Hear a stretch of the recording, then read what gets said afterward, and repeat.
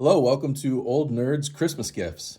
For Christmas, my wife and daughter got me some nerd stuff. I always have something in my Amazon uh, shopping cart.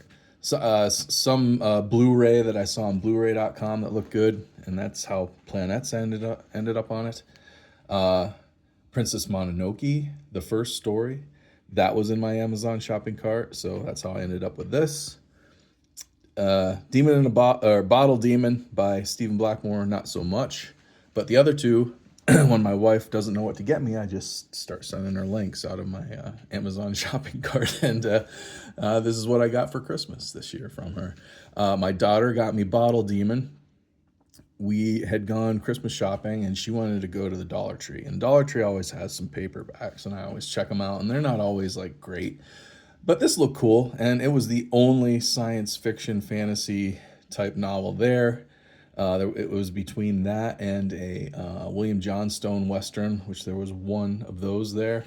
And my daughter came over and saw me looking at them. She goes, "You like those books, basically?" And I said, "Yeah." I said, and she goes, "Well, how about you buzz off, get out of this aisle, and next thing I know, I'm opening up that for Christmas morning." So that's how I got that one. But I've started watching Planets. I read Princess Mononoke, the first story, and I've read the first two chapters of Bottle Demon. I'll start with Planets. That, let me get my coffee out of the way. Planets. This came out in 2003-ish, I think. Japanese television series, Animae. This came up on Blu-ray.com a few months back, and looked really interesting. I'd never heard of it before. I read the description and everything, and it was available for pre-order on Amazon. It was kind of pricey. I forget how much it was. It's only one season. It's 4 discs. No real special features or anything on here. The usual what is it? Textless opening and ending songs. I forget, it's some kind of law, I guess. I don't know, on these Japanese anime. The translation rights state that they have to do this and that, I guess. I don't know for sure. But this show is really good. This has a special. This started as a manga, and it was quickly turned into a series. It's considered hard science fiction. In other words, based in like pretty modern, a pretty modern social setting. It's a little bit in the future, but that's what makes it hard science fiction. Is it's like stuff that you could actually see happening in the near future. And these astronauts, it's their job to go out and pick up debris in space, because debris, like the screw here on the cover, could go right through an airliner window and kill everybody on board. And so it's this ragtag crew of misfits who go out in space and retrieve these things. But it's not just that. It's more like almost like watching a little bit The Office, a little bit Twin Peaks, a little bit just sitcom-y. Each character gets his own story, which usually does happen in a lot of these really good animes and mangas I'm discovering.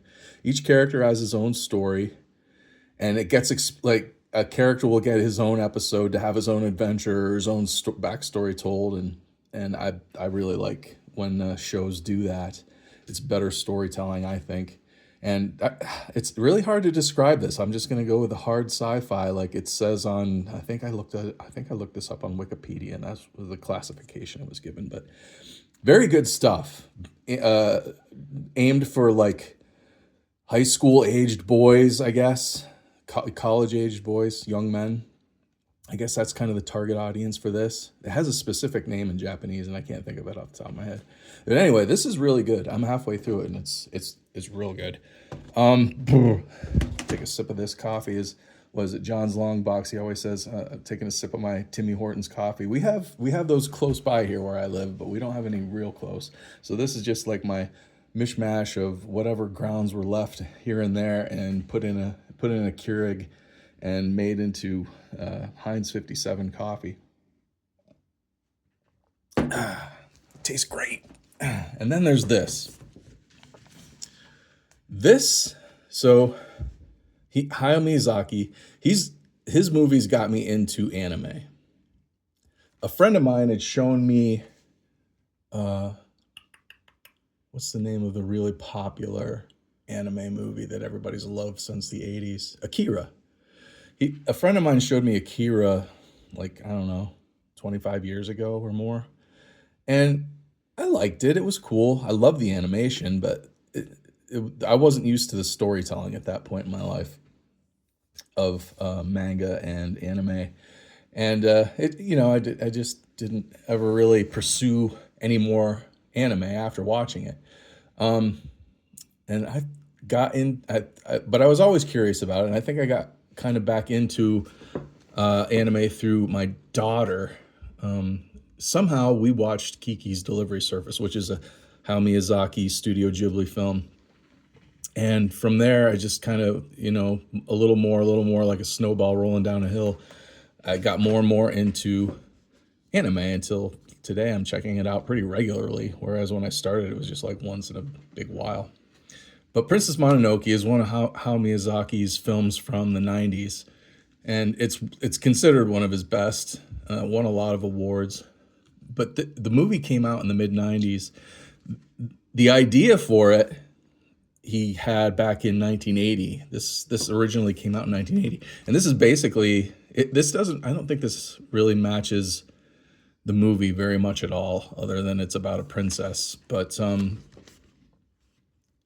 this is basically just storyboards. It's I don't know, 100 pages of this, single illustration and captions.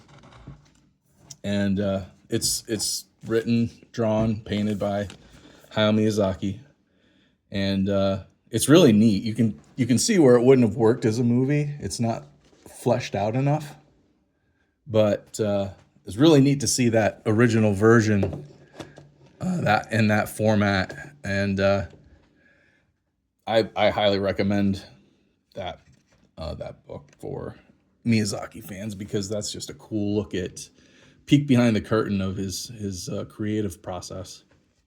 And then there's this from the Dollar Tree that my daughter got me. I started reading it, two chapters in. It's okay. I'm too early to give much of a critique of it, I guess, other than like this writer Stephen Blackmore really leans into the hard-boiled noir detective inner monologue, narrating events.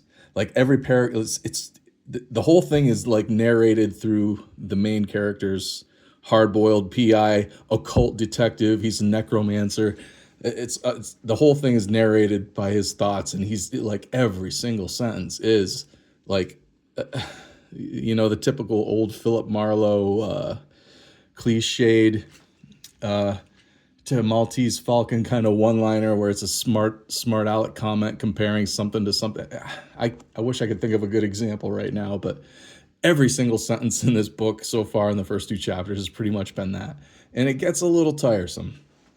But this is a series. This is, I don't know what number. There's like 12 of these books maybe he's written over the last 10 years, or maybe it's 9 books he's written in the last 10 years, something like that. I can't remember. I looked it up.